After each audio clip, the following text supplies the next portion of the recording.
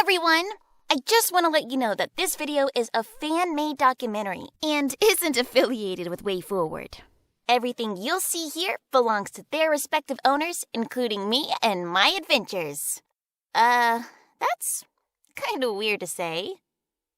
Oh, also, this video contains spoilers, so if you want to avoid them, now's your chance to stop watching. But if you're still here and ready to go, then enjoy the show!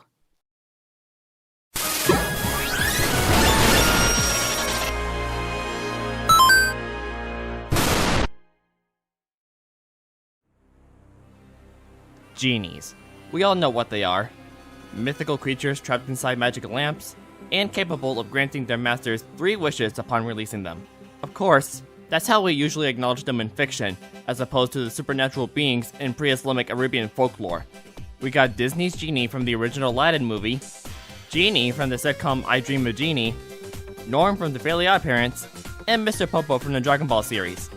But there is one genie that stood out among the rest. She's half genie, half human, full hero, and her name is Shantae. This is the half-genie hero as we know her best, attacking her enemies by whipping her hair, using her belly dancing magic to transform into animals, and being determined enough to save her homeland despite her magical limitations. She is the hero and guardian genie of the fishing port town in Sequin land known as Scuttletown, always fighting to protect the land from the nefarious Risky Boots, the self-proclaimed Queen of the Seven Seas. As they both fight, Shantae occasionally gets help and support from her friends. Let's take this moment to learn about the main cast. Shantae, a kind-hearted and loyal half-genie heroine with a short temper. Sky, a bossy yet resourceful wardbird trainer and Shantae's best friend. Bolo, a comical dunderhead, Shantae's childhood friend and sparring partner. Roddy Tops, a zombie friend of Shantae's, but mischievous and unpredictable. And Mimic, a relic hunter and Shantae's uncle.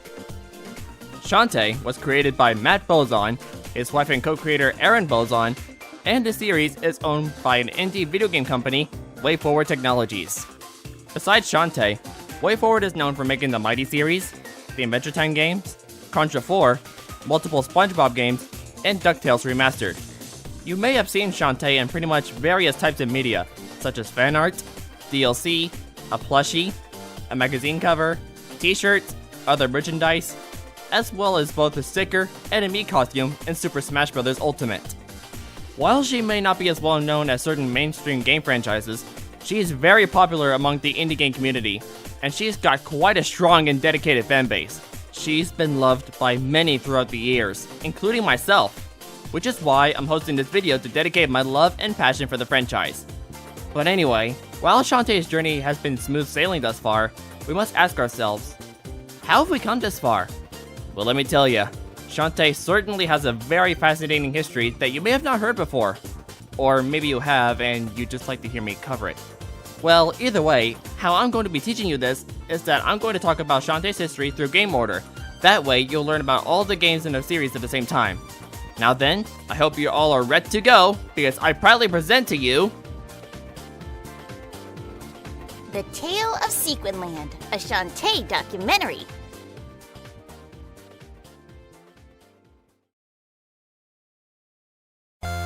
Shantae!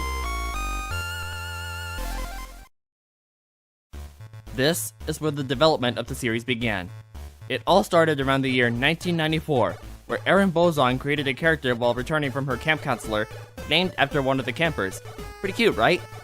Before she was given the ability to transform into animals with her belly dancing magic, she was originally going to have the power to summon animals with her dancing instead. After hearing Aaron's idea, Matt loved it and decided to work with it. Besides dancing and magic, she's even got the classic hair whip attack, which actually came from a funny story. On Matt's side of the story, he said the idea came from when Aaron's hair would smack him in the face multiple times. But on Aaron's side, she said that she came up with the idea first. No matter their sides of the story, it's still a funny idea of how Shantae's signature move came to be. Turns out that even silly stories can spark up some creative ideas for your characters. The development of Shantae's very first game officially began in 1996, and it was going to be very different compared to the game we have now. We wouldn't have seen what could have been different about it if it weren't for the good old Wayback Machine. Thanks to a Reddit user, we were able to explore this very old website for WayForward Technologies, made a year earlier. Man, this whole page screams old school. As you can see here, there's a link that takes you to a Shantae page made in 1997, explaining the original concept of the game. Yeah, it's as different as I said, isn't it? We have the introduction to the game that never came to be, which says right here, "It is a time of magic and majesty, where strange beasts roam the land, and beautiful creatures yield powerful magic. In this world lives a young girl named Shantae, a troubled genie born without magic, yet the only individual capable of saving the realm from disaster. Following a century of imprisonment underground, 3 powerful jinns have broken the seal that restrained them, and now seek to drain the world of the magic it needs to survive. As the magic is stolen, the peaceful creatures that once harbored it are left weak and helpless. Shantae, unaffected by the magic drain, is the only hope for peace. But can she possibly battle the jinns and their legion of monsters relying only on the magic she reclaimed along the way?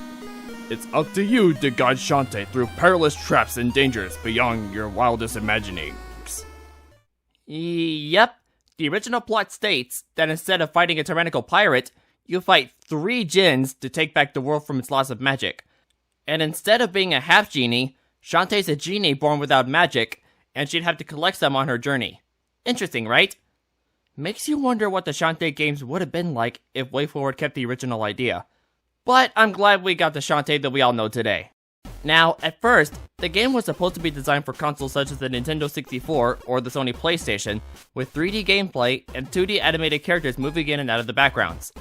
The player would have been able to enter multiple different areas in different layers, and use free camera movement to look around. Despite what the website said the game was going to be designed for, Matt Bozon said in an interview that he pitched the game with heroine and programmer Jimmy Huey as a game for both the Super Nintendo and the TurboGrafx-16. But anyway, let's talk about Shantae's design right here. She looks similar to how she does now, but just so slightly different.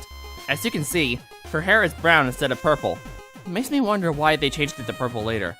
But she still wears the red bedlock clothing. Despite the differences, the gameplay remains the same, using her ponytail as a whip, belly dancing, and so on. But what's interesting though, is that the game would have had different features, systems, and mechanics. All of which consist of hair attacks, magic points, animal summoning, reviving with magic, transforming into a harpy, which was supposed to be the only time Shantae actually transforms into something, dance attacks, and different clothes that serve as power-ups. Those concepts would have been cool ideas to witness. There's no telling if there's a prototype made somewhere, but if there is, it would actually be cool to check out. But at least we get to see some screenshots of what the game could have been, although they are very small and hard to make out. But not to worry, thanks to the official Shantae art book, we get to see those screenshots in high quality, and I gotta say, it's very interesting how much has changed for the final game. Lots of different NPCs, different areas, different graphics, and lots of different things as far as the eye could see. How many times am I going to say the word different? I don't care. That's pretty much all the early version has to offer. The story at the time went through a lot of changes, until WayForward finally stuck with one, and they decided to make the game for the Game Boy Color, because they wanted the smaller team to develop it.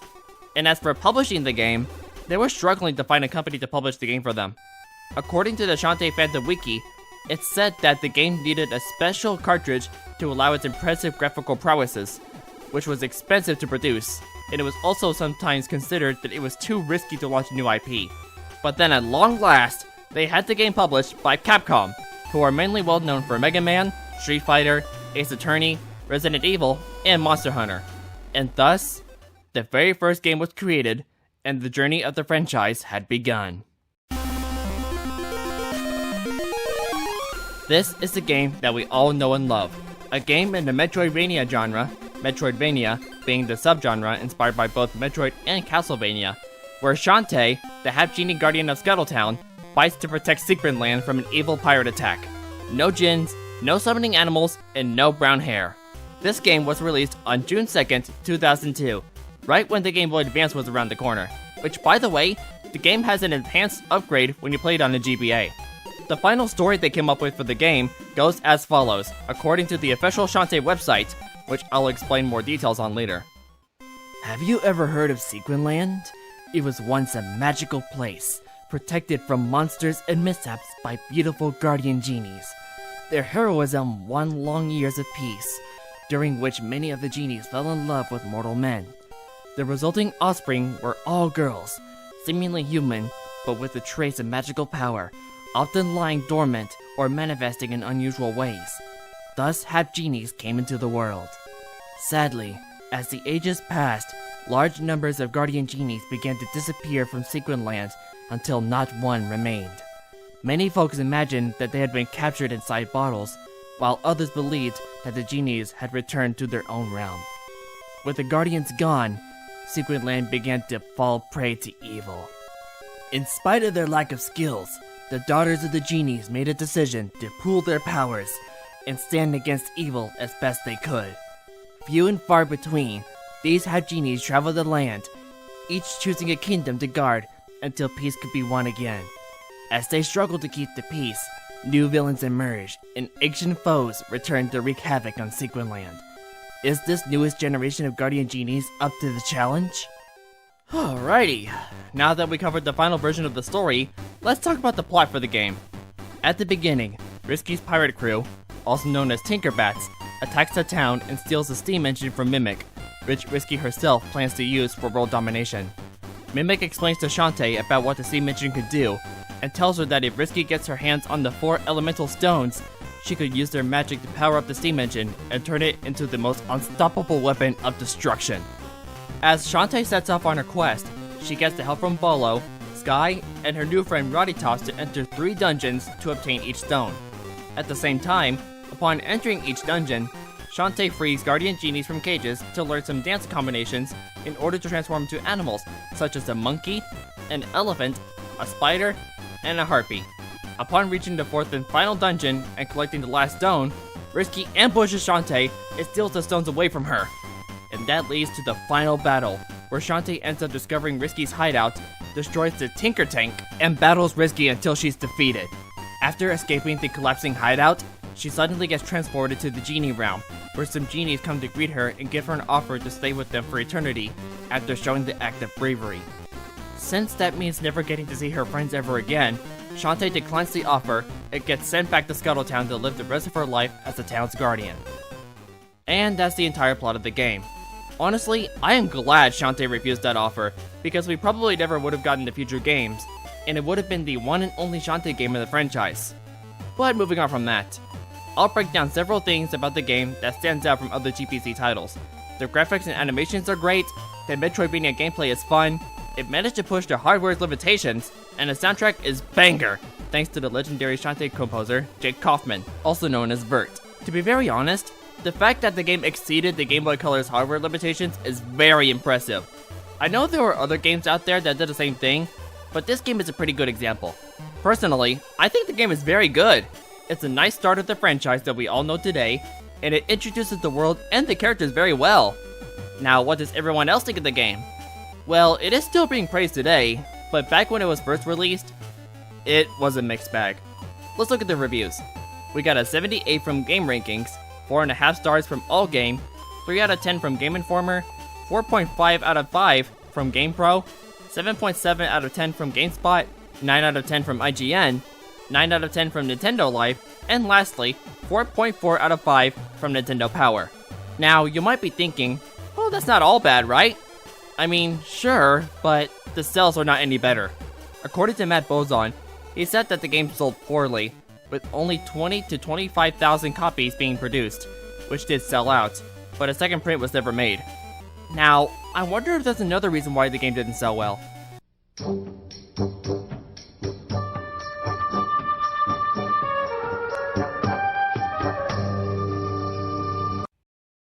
Ah, that makes sense. That commercial was honestly not that great. It's no wonder why I made a better version on the channel. So, with those reviews and sales in mind, what does that mean for the future of the Shantae series? Well, it didn't seem to be over just yet. If we take a look at the official Shantae website I mentioned before, through the Wayback Machine, we can see a lot of fascinating stuff, including character descriptions, a game page for the first Shantae game, the story I read earlier, an image gallery, which also includes some fan art, the simple page for Matt Bozon himself, which also takes you to the long-lost Shantae merchandise store upon clicking the image, and our main focus, the news page. When you open up the site, this is the page you'll immediately be sent to. Here, you will see stuff like weekly updates, some Shantae Limerick contest results, creative stuff by the way, info about the Shantae plug-and-play at Toy Fair, and lastly, and most importantly, the sequel to the Shantae series called Shantae Advance Risky Revolution. Let's talk about that game first and foremost. Shortly after the release of the GBC game, WayForward had begun development on what was supposed to be the second game in the series. There are some screenshots and gameplay footage of what the game would have been like. The story for the game, from what was gathered, is that there's this device called the Tremor Engine, which Risky uses to switch up parts of any land at will. And Shantae has to make sure that each land looks normal again by using the machine to switch things back to where they're supposed to. That is all we really know about the game, unfortunately. But before we move forward, let's talk about that plug-and-play game real quick. At Toy Fair in 2003, the plug-and-play game known as Shantae TV was on display during the convention, and it's a version of Shantae Advance made with some Plus technology. The website states that the project wasn't fully greenlit, which is why we never hear about it again. And, of course, there was no woman dressed as Shantae at the event. Sorry, certain fans. Now, here's something very interesting actually about Shantae TV. On February 24th, 2024, a build for the game was discovered and posted online. If we take a look on lostmediawiki.com, we can see some images that were found within the game's files, such as the title screen, the WayForward logo, and 2 level assets. It's said in the wiki that this demo only includes 1 level, which is the forest test level shown in the GBA original. The build is available to download through archive.org, but unfortunately, there's no Sun Plus emulator to play this with, so until then, the game remains unplayable. Going back to Shantae Advance, WayForward once again tried to look for a publisher to distribute their game, but due to the poor sales, there were no publishers to help them out, which led to the game's cancellation in 2004. The game gets left in the dark, never to be picked up ever again. All alone, with no hope of finishing development. At least we get to see some more gameplay footage of the demo in WayForward's 24-hour livestream in 2013, but that's pretty much the last of the game that we'll ever see. And that's when the series went on a pretty long hiatus, with no new Shantae game to be made for 8 years. Actually, here's a fun fact. After the game's cancellation, there were 2 other Shantae games that were cancelled as well, one of which is a game for the DS called Shantae Risky Waters, which would feature experimental gameplay with a double screen mechanic, but that got scrapped after failing to find a publisher again. And in 2007, there was a Shantae 3D tech demo for the DS that was actually found last year. We even got some footage of what a 3D Shantae could have been, showcasing some animations and gameplay. The leaked build can actually be downloaded through archive.org, so feel free to try it out if you're curious. There is one thing that actually confuses me about the 3D game. On the Wikipedia, it says here that, in the early 2000s, WayForward experimented with prototyping a 3D Shantae game for the GameCube, but these plans were set aside in favor on focusing on a handheld sequel. Could that last part be referencing that tech demo for the DS? I'm not quite sure. If there's anybody out there who can help clear the confusion, feel free to do so in the comment section. So, with those projects thrown into the garbage like that, that could have meant that the Shantae series would never see the light of day again, and there would be no hope for more Shantae games in the future. Until 2010 came around the corner. Oh, right! Speaking of 2010, before we move on to the next game, here's another fun fact for you. There is an official Shantae account on Twitter named @Shantae_WF, which focused on Shantae blogging about her first adventure from the GBC game. But afterwards, it was used for promotional purposes, along with reposting tweets from the official WayForward account. Now it has been left behind on October 25th, 2012, and it hasn't been touched ever since. Oh, and also, I've not covered this in a script, but here's something that I would like to mention while I was recording this. On October 8th, 2022, the lost demo of the Shantae GBC game was actually discovered, and it's still available to upload on archive.org. I even covered the demo for my GameBot One-Offs video back when it was still recent. The video was old, but if you're curious on what the demo looked like, feel free to give it a watch. Alright, with those out of the way, on to the next topic. Shantae, Risky's Revenge. It was around the time when Nintendo released their upgraded version of the DS, known as the Nintendo DSi, released in Japan in 2008 and worldwide in 2009. And what came with the DSi was its own digital shop, the Nintendo DSi Shop, which is similar to its Nintendo Wii counterpart, the Wii Shop channel. Both shops had a lot of digital games to purchase, including the Wii Shop channel's WiiWare games. And what's similar to the WiiWare games is, of course, the DSiWare games. As we all know, DSiWare games were simply games that could only be played digitally on the Nintendo DSi system. There were games such as Dr. Mario Express, WarioWare Snapped, Mario vs. Donkey Kong Minis March Again, the Brain Age games, and so much more. Knowing that anybody could easily publish their own games that way, WayForward saw the opportunity and took the chance to finally bring Shantae back in the spotlight with a brand new sequel, the true second game of the series. And thus, she returned in the next entry in the series, Shantae, Risky's Revenge. Published by WayForward themselves, this game was revealed on September 15th, 2009 on Nintendo of America's 2009 holiday lineup, scheduled to release in the fourth quarter of 2009. But it was delayed to release in the first quarter of 2010. In a Nintendo Power magazine, it was revealed that Risky's Revenge was going to be a 3-episodic game, but WayForward later decided to scrap the idea and turn it into a full game. In late September, the Shantae fan club members had received an email revealing the game's new release date, being October 4th, 2010. And then, the game officially launched on the DSi shop with a cost of 1,200 Nintendo points. Yeah, remember the good old Nintendo days where we had to use real money to buy some points to buy some digital games with? Those were some good times indeed. I bet there were some kids out there that stole their mom's credit cards in order to get those points. That does not include me, by the way. Seriously. Risky's Revenge takes place after the events of the first Shantae game, with the Metroidvania gameplay that we all know and love. The hair-whipping action is back, as well as the transformative belly dancing magic, with a few familiar transformations returning. The cute little monkey makes a return! Yippee! While the game has almost everything transferred from Shantae Advance, everything else got a big improvement from the first game, with some new additions to boot, including beautiful old-school graphics, Jake Kaufman's banger soundtrack, new mechanics, new characters, new bosses, and Shantae's very own voice, provided by Megan Glacier. That's all she's got. She doesn't speak or anything, she just makes noises. But of course, this was before she could actually speak words, but we'll definitely get to that later. The plot of the game takes place a little while after Risky attacked the town. Shantae and her friends attend the Relic Hunter Expo to watch Mimic reveal what's inside his latest discovery, a shiny oil lamp encased in stone, which he swapped with his empty bowels to fool the pressure traps, apparently. After revealing the lamp, lo and behold, Risky Boots is back, in the flesh, here to steal that mysterious lamp. After doing so, Shantae goes out to find her, which leads to the first boss near Shantae's house. Despite winning the fight, Shantae just stands there and takes a cannon to the head. Her entire body, in fact. Like, that was honestly a pretty silly defeat.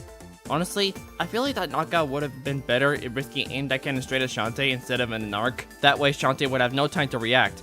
But nope, Shantae had plenty of time to avoid that last cannonball attack, and she just wasted it.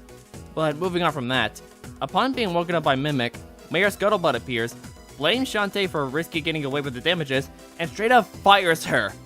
You heard it right, she got fired. F-I-R-E-D! Fired! Ooh, what a jerk! Oh, it's no wonder nobody likes the guy. You could just move back to the Mushroom Kingdom for all I care.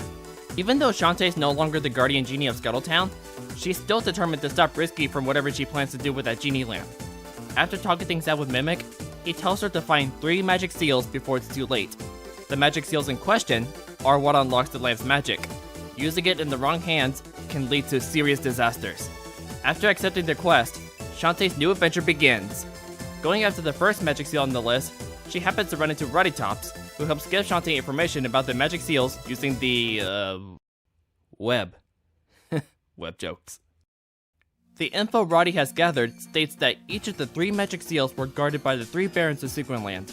The Squid Baron, the Emo Baron, who Scuttlebutt sent Shantae to give the town ownership due to a financial collapse, and the Hypno Baron. You'd think it would start with taking this cute little puppy from Roddy's hands and giving it back to the little chef girl who makes questionable food, which is the ticket to the first dungeon. While acquiring all 3 seals from said barons, she later learns that Risky Boots had kidnapped Mimic with the help of Roddy and her brothers, Abner and Poe, who were originally concepts for the first game, by the way. With the magic seals, her magic powers, and all of the animal transformations at her disposal, she sets off to find Risky's hideout, where Mimic is held captive. Upon reaching the place, we go to Risky, Mimic, and the zombie trio. The zombies here were promised some coffee and Shantae's brains in exchange for kidnapping Mimic. But as dastardly as Risky is, she never held her end of the bargain, therefore betraying them. That made poor Roddy break down and cry. Risky, you monster! I'm never gonna forgive you! With Shantae finally on the scene, she decided to give up the seals in exchange for Mimic's life. As he gets off free, the lamp's magic has awakened with the seals in possession. And with that power, she sucked up all of Shantae's genie half, leaving no magic left within her. That's right, without that magic, Shantae's just a human now. After what was done, Risky unleashed that magical half as the final boss of the game, Shantae's evil counterpart, Nega Shantae. Now, Shantae's magic may be gone, but that doesn't mean she can't keep using her sick hair whipping action! With Nega Shantae successfully defeated, Shantae and Mimic reunited and decided to head back to Scuttletown. She reunites with her friends back at her house, believing that the magic she faced was destroyed for good. She realizes that things are going to be different now that she became human, but her friends promise to help her adjust to her new life.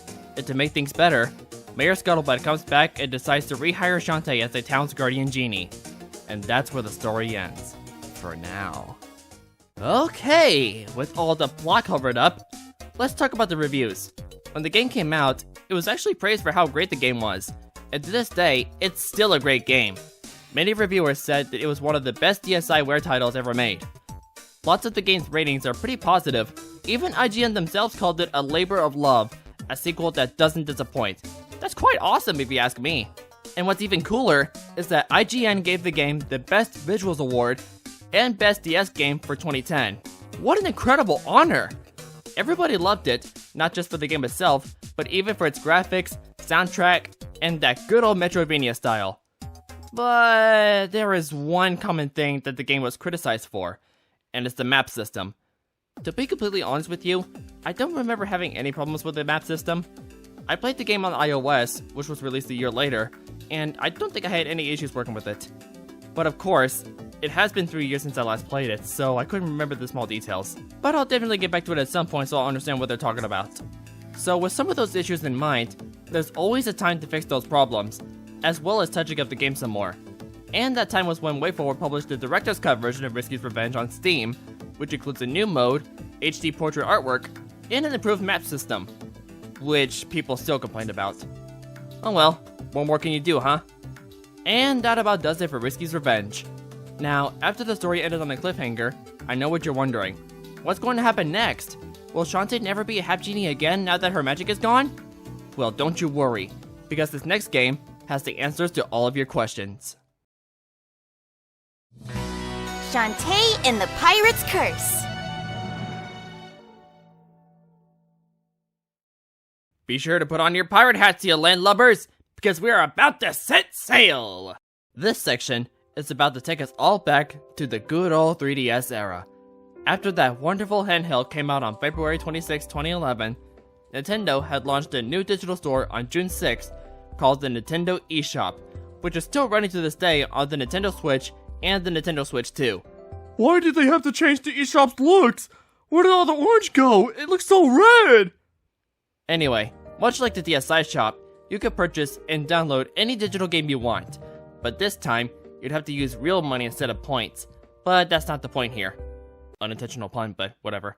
This game was first announced in 2012, thanks to this Nintendo Power magazine with Shantae on the cover. The style and concept here is pretty different compared to what we have now, but the overall idea of the game is still the same as we know. 1 year later, WayForward had uploaded the official trailer for the game, which was going to be a Nintendo 3DS exclusive at the time. The game was still in development at the time, so the gameplay in the trailer was definitely not final. There was even a playable demo at PAX Prime, which gave the people that had the chance to play it a taste of how the final product would be like when it comes out. It would give you the choice on whether to explore a labyrinth or fight a boss. What's pretty cool is that the demo itself was pretty unique compared to the final game, meaning that it's not just a short first half of the game like most demos are. It's pretty much its own thing to make players excited for whenever the real experience would come out. They only had half the experience at the time. Another year had passed, with Nintendo's 2014 digital event underway at the legendary E3 convention. Rest in peace. Y'all remember that particular presentation, right?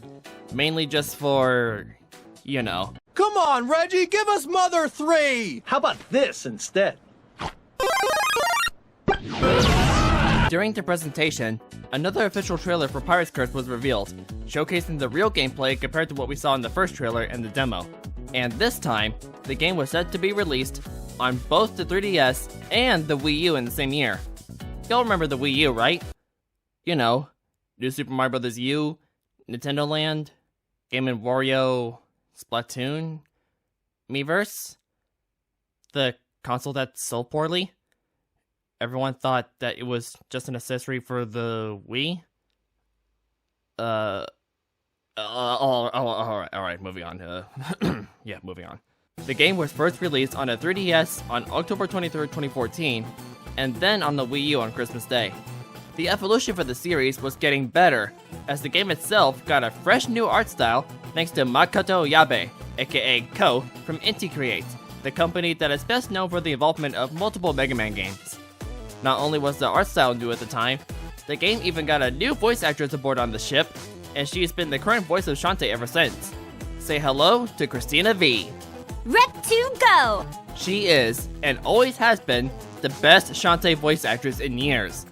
Not only is she known as Shantae, she's even known for the roles of Ladybug from Miraculous, Sailor Mars from Sailor Moon, Kampa from Hyperdimension Neptunia, 5-Volt from the new WarioWare games, and Mio from K-On! Alongside the game's new additions, it also brought back the same sprite style from Risky's Revenge, the classic Metroidvania-inspired gameplay, and the signature music magic from Jake Kaufman himself. All the familiar elements of the franchise as a whole are present in this game while keeping things fresh and more engaging than ever. Exactly what the fans had wanted. The plot of the game takes place after Risky's Revenge. With her genie magic gone, Shantae is trying to adjust to her normal life. And after she woke up from a nightmare, an explosion rocks Scuttletown! Turns out, Emo Baron, who still owns the place thanks to Mayor Scuttlebutt's dumb decision to trade it for cheap waxy chocolates, is remodeling the town into Emo Town, tearing down buildings and turning into long-range cannons and whatnot. Naturally, Shantae puts a stop to Emo Baron's progress, but that gets her fired as Scuttletown's guardian. They even put her under lock and key, and with that, the town continues being remodeled. So much for that, I guess. Before Shantae can even recover, she gets captured by Risky Boots, who accuses her of stealing her Tinkerbats. Soon, after that Tinkerbat was cursed with dark magic and turned into a Cacklebat, the two discovered that a dark force, the Pirate Master, Risky's old captain, is returning, and his dark magic is spreading across Sequin land. With no other choice, Shantae and Risky team up to stop him, traveling across several islands to destroy the dens of evil and recover Risky's lost gear, which Shantae uses in place of her missing powers. Along the way, we learn more about Roddy Tops' past in the Village of Lost Souls, and Shantae's own magic turns out to be tied to the dark energy infecting the land. Eventually, Shantae faces the Pirate Master himself, and depending on whether or not all the Cacobats are destroyed, the ending changes. In the true ending, Shantae purifies the dark magic, regains her Half-Genie powers, and defeats the Pirate Master once and for all. With Sequin Land saved and Scuttletown restored, thanks to the one wish that Shantae actually granted, which happened to be the mayor's wish, Shantae and Risky share a brief moment of mutual respect, though Risky vows that she'll never give up her pirate ways. And with that, the rivalry continues, whenever that may be. Now that was one heck of a story, wasn't it? And very compelling too, because I believe the game's story is one of the best compared to the other games in the series. Not that I don't like the other stories, I like them all. It's just that this one stands out the most. And do the reviewers agree? Yes, they do! This game actually has a lot of positive reviews, including Hardcore Gamer, for example, who had this to say with a 4.5 out of 5 rating: Shantae and the Pirate's Curse is another exemplary entry in a short but long-lived line of exploration-driven platformers. The gameplay is fun, varied and challenging, and will test the skills of even the most hardcore platforming fans. This game was a commercial success, and that's a very good thing for the franchise. It was even featured as one of the best sellers for the 3DS. And I agree, this game is personally my most favorite in the series, and I would most definitely love to play it again sometime. Plus, it even got a physical release in Japan on November 19th, 2015. Just thought it'd be worth mentioning real quick. That about does it for Pirate's Curse, but we're not done quite yet, because there are a couple things that I would like to cover first. If you own a Switch version or a physical 3DS card of Pirate's Curse, and when you visit the shop in Scuttletown, you will see an arcade machine that you can actually play. Interacting with it will take you to a minigame called Super Shantae Nab. As Shantae in her monkey form, your goal is to collect as many gems as you can before you fail. Sounds like fun, doesn't it? What's really cool is that this minigame is actually based on a microgame Matt Bozon made via WarioWare DIY for the Nintendo DS. In the microgame, you will see a gem bouncing up and down, and as Monkey Shantae, you'll have to dart towards the gem to collect it, and make sure you don't miss it. If you collect it, Shantae will turn back to normal and celebrate, and if you miss, you automatically lose. I honestly think that's very awesome, porting a custom WarioWare microgame into an official Shantae title. Love that! And lastly, there's actually a Lost Way Forward game that was made for the Apple Watch, and it features both Shantae and Bolo. The game was called Watch Quest: Heroes of Time. The game reuses the graphics and art style from Pirate's Curse, and honestly, what else about this game is there for me to talk about?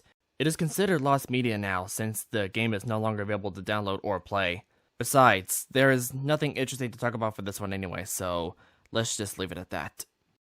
Alright, now the talk of Pirate's Curse is officially over. I believe it is time that we finally move on. Now, here's what's actually interesting about this next game. This one was actually announced during Pirate's Curse development, and its trailer came out a day before Pirate's Curse official trailer. 2 Shantae games being developed at once! And what could that game be? Well, prepare yourself, because this is going to be a big one. Shantae, Half-Genie hero. This one was considered a soft reboot for the franchise, bringing a new era of Shantae games to life, with some cute HD graphics and fresh visuals. Say hello to Shantae, Half-Genie hero. Unlike the previous games in the franchise, this one was developed as a crowdfunded project on Kickstarter. Why? Well, it's mainly because WayForward wanted to make a Shantae game bigger and better than the previous titles, basically on a larger scale with the budget that was necessarily needed to be put on multiple consoles. But there are more reasons as to why the Kickstarter was made. Not only was it about the budget, but it was also an open opportunity for Shantae fans around the world to give WayForward the direct support to make this game a reality. And with certain amounts of money from the fans, some stretch goals were met, allowing WayForward to make Half-Genie Hero their biggest Shantae game yet, as well as back in the game to earn some exclusive rewards. A lot of money was gathered, with a total of $776,084, but not all of the stretch goals were met, so WayForward decided to bring out Plan B and open up a PayPal page to earn some extra money, which brought an additional $35,878. That helped push some more stretch goals, but again, not all of them became a reality, like full voice acting, a bonus chapter, and fully animated cutscenes. But all is good. The Kickstarter ended in October 2013, with the PayPal site being shut down in December 2014, and WayForward made some big bucks. When we add those two totals together, the studio earned the grand sum of $811,962, more than enough money to turn Shantae Half-Genie Hero into a full-fledged game. Woohoo! The people at WayForward were wholeheartedly thankful for the fans' support, and in return, they did something special for them in the game. But we'll get to that later. Oh, and by the way, this is also the first Shantae game to ever have an official lyrical song called Dance Through the Danger, composed by Jay Kaufman himself and sung by Christina V. It is such an amazing song, by the way. I never get tired of listening to it. Alright, moving on from that, let's skip ahead to E3 2015.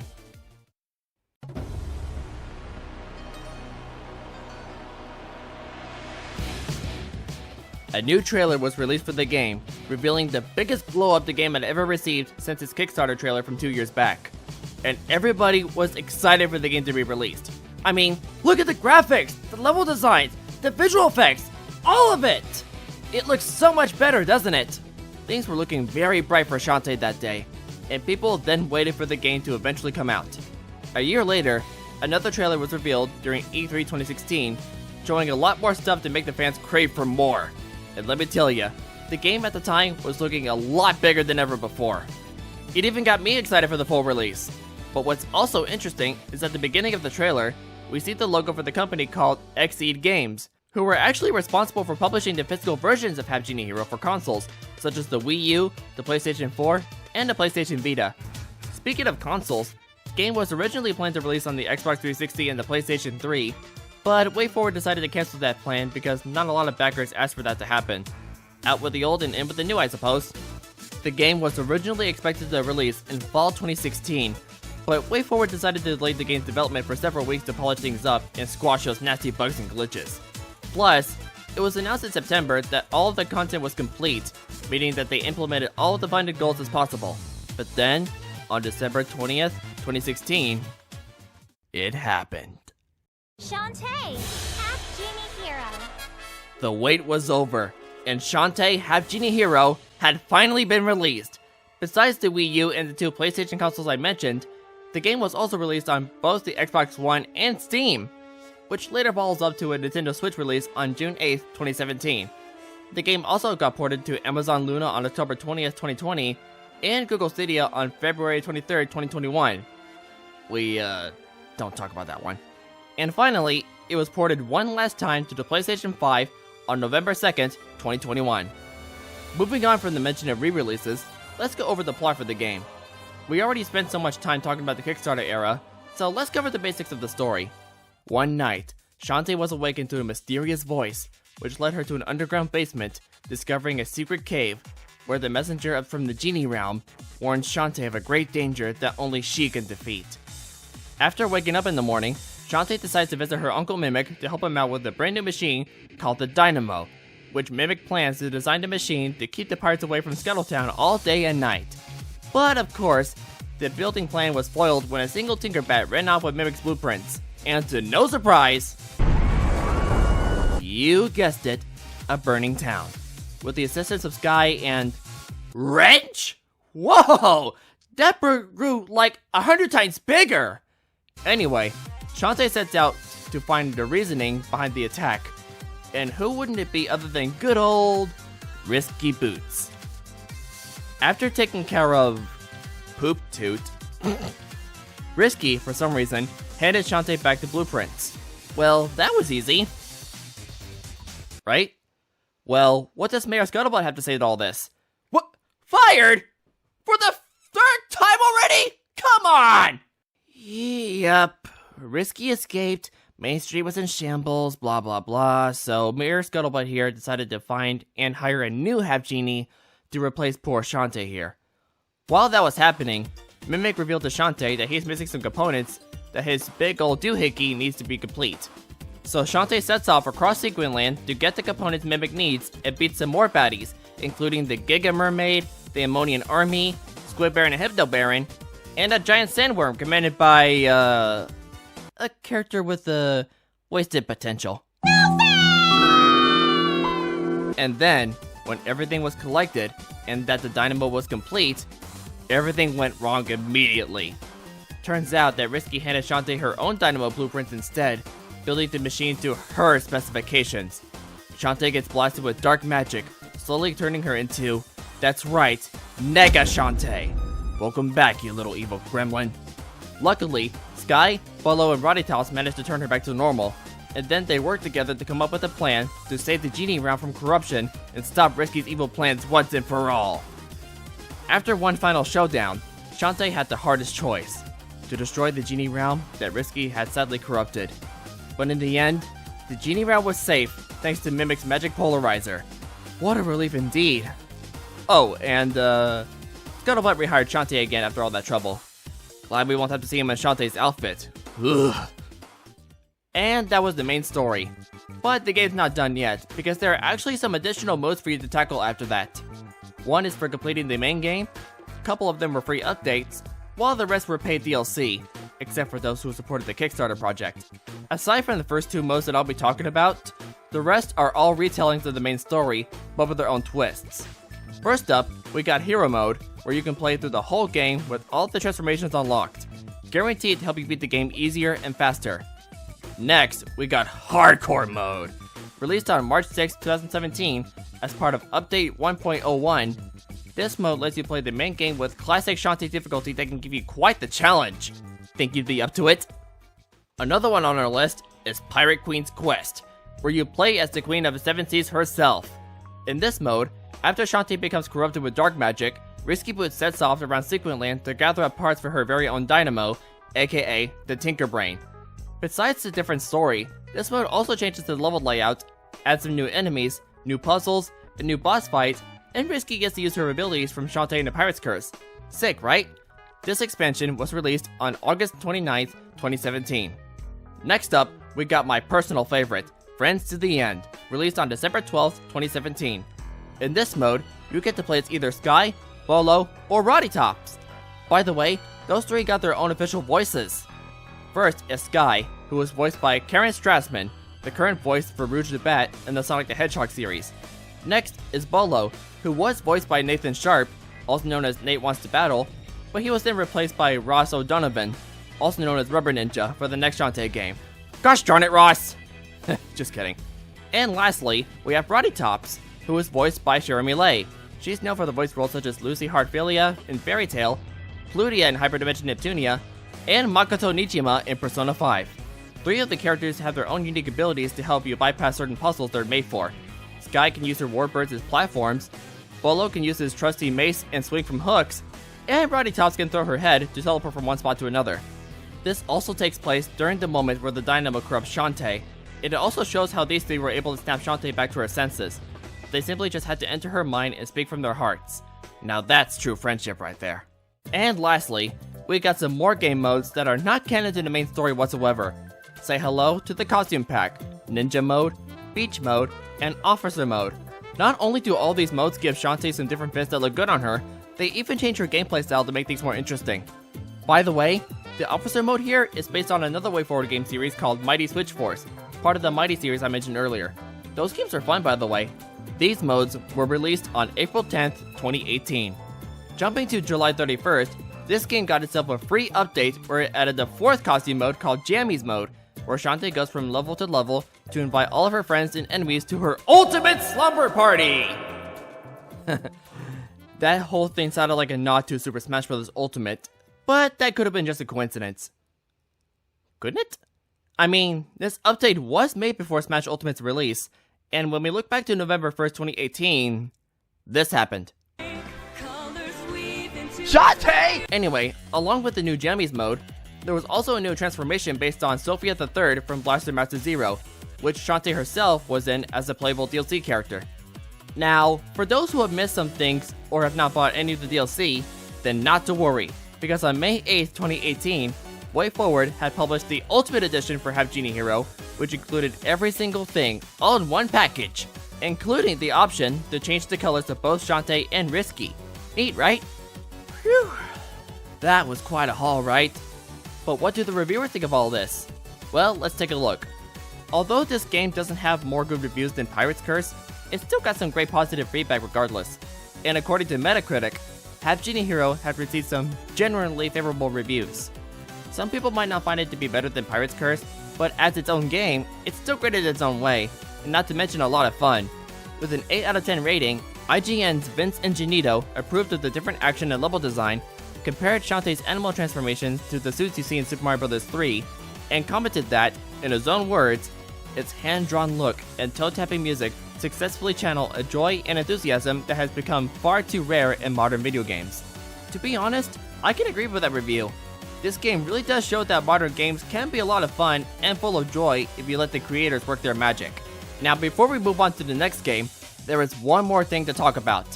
On the far right of Scuttletown, there is a gallery full of concept art and stuff, but that's not all the gallery has to offer. Earlier, I said that WayForward did something special for the fans as thanks for the support. And how did they do it? Well, it's simple. They put all of their fan art in the gallery, showcasing all of the talented artwork to show their love to the franchise. Shout out to all of the artists that made it into this game. Keep up the great work! And there you have it. That was Half-Genie Hero. And honestly, as fun as it was to talk about it, I think I find myself to be exhausted right now. I don't know about you guys, but I think it's time for me to take a vacation. Who's with me? Shantae in the 7 Sirens. Get ready to pack your things and book a flight, because we are going to paradise! It all started on March 25th, 2019, when WayForward announced a 5th entry in a series set to release later that year. And the crowd goes wild!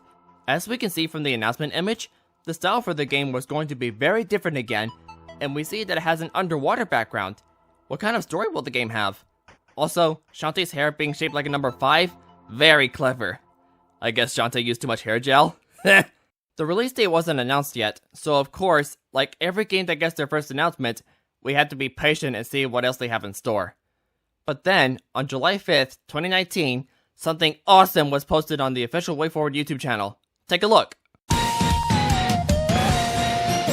and shine, don't wanna work, I'd rather play. Shake my hips and whip my hair, it's a new day. The magic won't blow, my heart yells, let's go transform and fly away. We will dance through the danger until the world is saved. Can't stop me now 'cause I'm Shantae.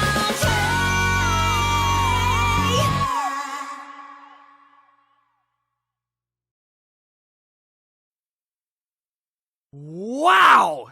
Yep, this is the opening animation for the game, made by one of the famous anime studios known as Studio Trigger, who are known for shows such as Little Witch Academia, BNA, Promare, and plenty others. The song made for this animation, Rise and Shine Shantae, was composed by Mark Sparling and arranged by Maddie Lim. And as for the vocals, the lovely Christina V once again provided her awesome singing talent to make the song enjoyable to listen to. This surprised a bunch of fans, and they praised the animation for how beautiful it is, as well as saying that Shantae deserves to have her own anime, which I do agree with.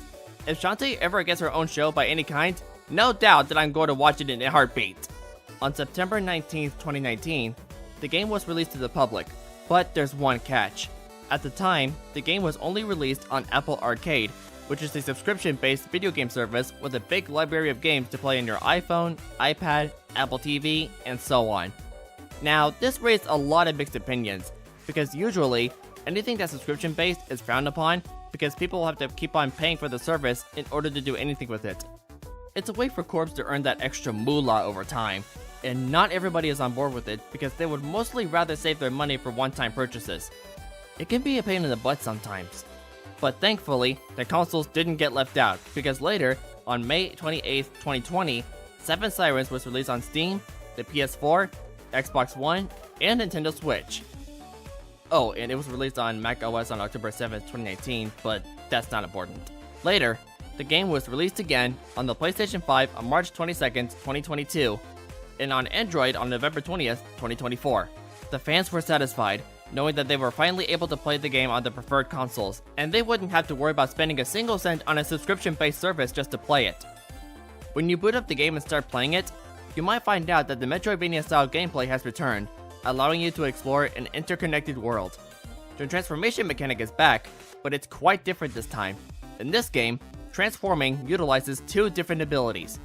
One is fusion magic, which can make Shantae instantly turn into any creature by obtaining a token, and another is using another Half-Genie's magic to reveal hidden objects, refresh anything you see, screen nuke all of your enemies, and so on. Yes, you heard me right, this game actually features some new Half-Genies that inhabit Paradise Island. We got Harmony, Zapple, Vera, Blink, and, Zombie? Nice try, Roddy Toss, we all know it's you. Oh, what the buns? Not only that, but the game also has a pretty interesting system where you collect monster cards from any enemy you defeat. With those cards in your possession, you can use a few abilities at a time to make your gameplay a lot more fun. Once you beat the game in any way possible, you'll be rewarded with good old New Game Plus, which will allow you to play the game with higher magic but lower defense. Good luck if you plan on trying that out. Later, on November 30th, 2021, the Spectacular Superstar free update was released, along with this cute trailer of Shantae herself explaining what's added to the game, including some brand new modes. I'll let Shantae do the talking for this bit. Get ready for 5 exciting ways to play the game. First up is the brand new Definitive Mode, a completely rebalanced 7 Sirens Director's Cut. Full Deck Mode. This one's Definitive Mode, but with an extra twist. Next is Rule Breaker Mode, which lets you play Definitive Mode without any monster card limits. Fourth on our list is Beginner Mode. This one has all of the new features found in Definitive Mode, but made much easier for first-time players. Last but not least, you can still play the game in its original form by selecting Legacy Mode. You'll also get optional features to play with, new map markers, on-screen hints, and the magic-boosted hula costume are all ready to go. Best of all, the 7 Sirens Spectacular Superstar Update is absolutely free! Very cool, huh? It was a good way to freshen up the game so players could replay the game in any way they want. Oh, and the soundtrack? Let's talk about that for a bit. Much like the other game, the tracks are such bangers. But usually, you'd hear Shantae tracks that are composed by Jake Kaufman. But not this time. For this game, its soundtrack was composed by multiple people such as Kentaro Sakamoto, Mark Sparling, Maddie Lim, Gavin Allen. All of them did a fantastic job with the soundtrack, but why wasn't Jake Kaufman involved? I assumed that he was too busy at the time, but in reality, I just happened to find this while writing this. According to the Contra Wiki, it is said that on November 1st, 2014, Jake Kaufman announced that he was leaving WayForward on mutual terms to work as a freelance composer and sound designer from his own studio, in order to be able to set his own schedule and choose his own projects. That's honestly a shame, because his musical work for the Shantae series is amazing, and it's sad to see him go. But I sure hope that he's doing great on his new path going forward. I know some people were saying that the future Shantae tracks wouldn't be the same without Kaufman, but no doubt that no matter who composes the tracks for future Shantae games, they're still going to be bangers. Now, with that out of the way, let's cover the main plot for the game. After her earlier 4 adventures back in Sequin land, Shantae and her friends decided to take a vacation to Paradise Island, where the main town, Arena Town, holds a special Half-Genie festival for everyone's entertainment. During the preparations of said festival, Shantae meets and befriends other Half-Genies like her, who all have their own unique magical powers. But little did Shantae know that her vacation would turn into another big adventure. When she soon realizes that her Half-Genie friends went missing, she must go explore a vast sunken city to rescue them, battle risky boots, and take down the 7 Sirens. Fun fact! I pulled that summary out of my old evaluation essay I wrote back in 2022 for my old college class. Neat, huh? Anyway, after the Sirens were taken out, it was later revealed that part of the island was actually a flying ship all along! So with the help of a rather friendly siren, the Lobster Siren, don't eat her, Shantae gets teleported to the ship to stop Risky in her tracks, but was then later imprisoned after discovering that the mayor of Arena Town was kidnapped, who was actually Risky Boots the entire time. Your mayor doesn't exist! You were the mayor all along? It was a brilliant performance! Then we see the leader of the Sirens, known as the Empress Siren. Ugh, what an ugly old hag. Her and Risky made a deal with each other, but then, out of the blue, the Empress Siren betrayed Risky and stole her life force, transforming her into a beautiful young siren. But still evil. And she deserves to be destroyed. Shantae then takes on the Empress Siren during a final fight, and upon defeating her, the Empress Siren turns back into an ugly old hag, and then gets destroyed with the help of the other Half-Genies and Roddy Tops. The ship then comes crashing down into the ocean, but... Where's Shantae? Do you think she's... Don't worry, she's still alive, and she has rescued Risky! But Risky herself doesn't even give a crap. Back to her old ways as usual. But with all of that mess cleaned up, Shantae and her friends decided to take a vacation again, up until it is time to go back home. Shantae encouraged the Lobster Siren to help rebuild the island, and Harmony decided to hand Shantae a scrapbook to remember her friends. How sweet. Now that vacation was surely a doozy, wasn't it? That's something Shantae says at the end. But was the journey worth it? I'd say yes. Now let's take a look at the reception for the game. Once again, Metacritic had said that the game received generally favorable reviews, with the biggest score being an 80 out of 100 for the PC version of the game. Everybody is saying that the gameplay for 7 Sirens is a lot better compared to Half-Genie Hero, but Half-Genie Hero is still better in terms of how big it is and the abundance of content the game has. Either way, I see it as a win-win. Well, there you have it everybody. That is all 5 games in the Shantae series. In my personal opinion, all of those games still hold up to this day, and they all have their own unique charms. I would definitely come back to all of those games to play them again. Now, I believe that does it for this very first documentary video. If you guys love it, then perhaps I'll consider doing more of these in the future. So, with all that said, I'm GameBot. Make sure to subscribe to my YouTube channel. Huh? What? Wait, what do you mean we're not done yet?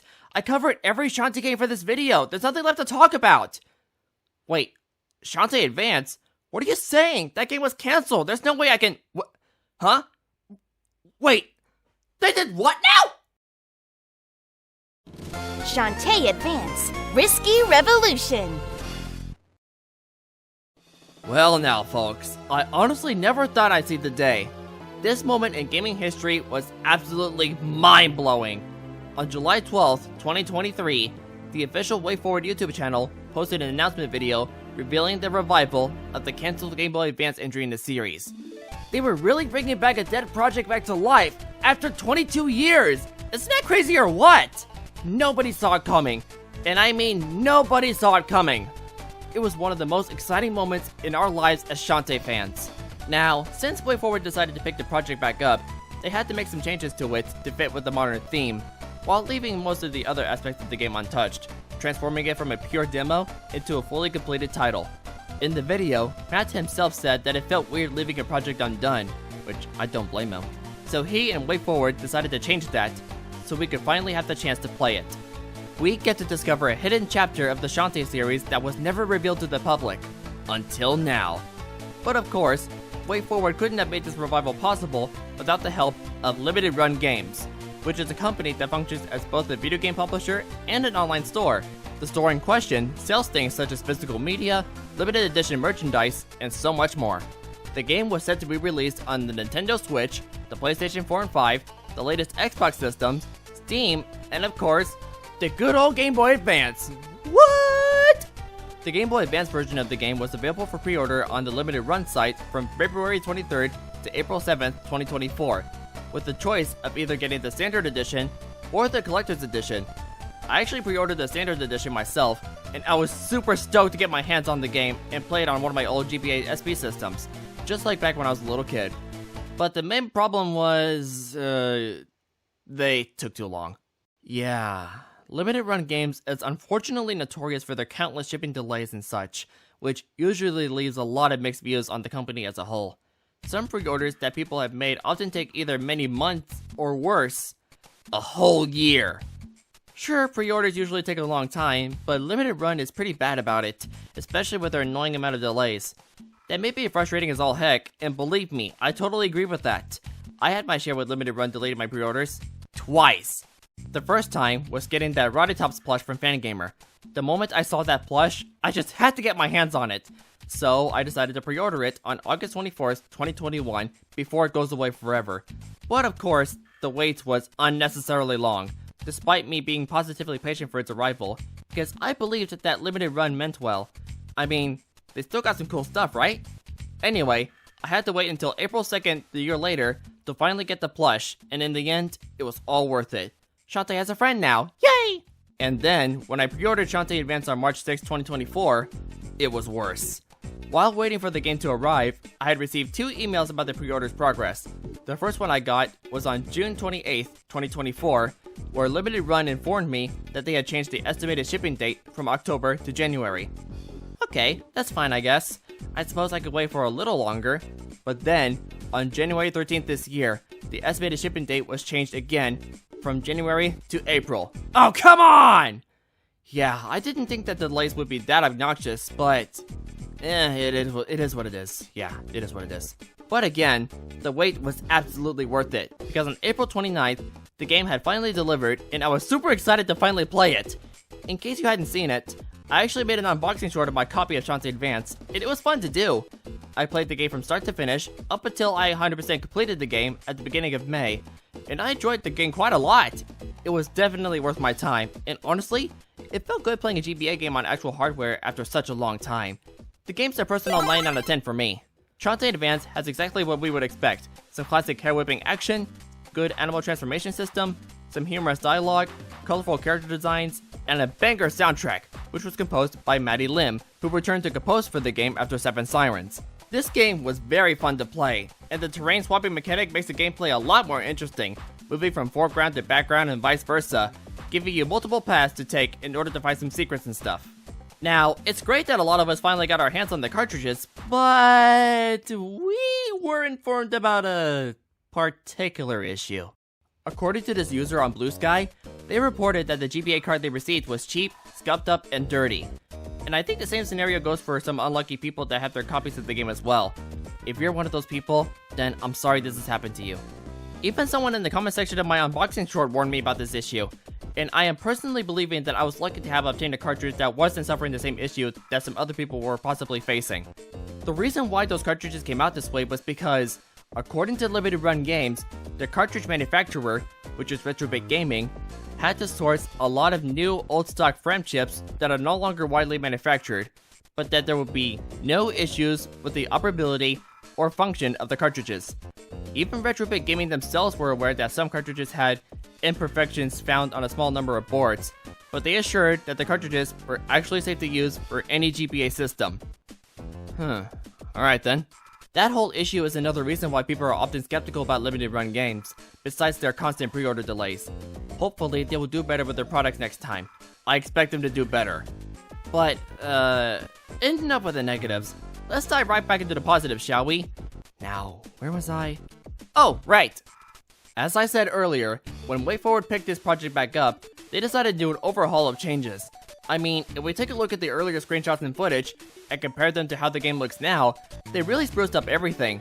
The graphics, the menus, the UIs, the sounds, the music, you name it. Quite a glow up if you ask me. Besides those changes, they finally finished the story for the game, which is the biggest step forward. I already explained part of the game's story earlier in this video, but thanks to the game's release, we'll be able to learn more about what happens in it. What's the reason behind Risky using this tremor engine? And more importantly, how will Shantae be able to stop Risky from rotating the continents even further out of control? Well, let's take a look at the plot and find out. The story takes place between the events of the first game and Risky's revenge. After her first showdown with Risky Boots, Shantae and her friends discover that Risky is using the tremor engine to rotate the King's Pillar and rearrange all of Sequin Land in order to rob and pillage any place with ease. Scuttletown even gets shifted into the desert! In order to rearrange the whole world back to normal, Shantae sets out to rescue some other relic hunters, fight off the Muck Lords, who were working with Risky to take Shantae down, and make sure Risky doesn't use the tremor engine to the point where the King's Pillar gets weaker and crumbles down into magma, taking the entirety of Sequin Land down with it. Thanks to the help of the relic hunters, a miniature version of the tremor engine was constructed to trigger an earthquake that could save Sequin Land, as crazy as the idea sounds. Shantae then begins her final fight with Risky Boots and her Tinkerworm engine. Risky's then defeated, Sequin Land is saved once again, and Shantae and her friends have returned home. Soon after that adventure, Risky swears that she will have her revenge. And mark her words, it will be time for Risky's revenge. And that's what leads to the next chapter in the series. At long last, we finally learned the entire plot of the game that was once cancelled, and it was quite a good story too. Now, as for the reception, it was kinda mixed or average. Mainly around a 7 with all those reviews. Looking at those reviews, I don't know if my 9 out of 10 rating sounds too generous or not, but hey, that's just my opinion, and I really love playing the game, so no shame in that. While the GBA version of the game was still around, everybody was still waiting for the console or PC version of the game to be released soon. Luckily, on May 8th, WayForward posted a new trailer for the game, highlighting its difference between the classic and modern versions of the game. It assured that the ports are coming during the summer of this year, and they kept their word.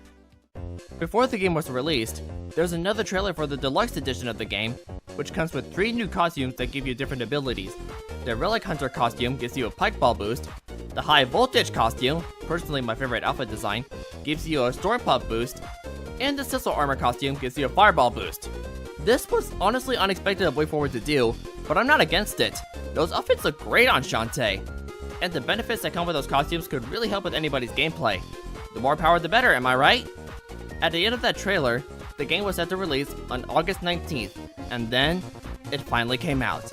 And now everybody, including those who don't have the GBA version, can play the game on any console of their choice, especially on Steam.